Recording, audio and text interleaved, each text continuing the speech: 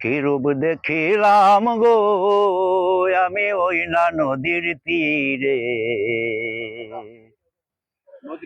তারে রূপেতে বিজলি খেলে পরাণ ধরে টানে রে ওই না নদীর তীরে। কি রূপ দেখিলাম গো আমি ওই না নদীর তীরে, তারে রূপেতে বিজলি খেলে পরাণ ধরে টানে রে ওই না নদীর তীরে। সোনার একটি কলসি নিয়া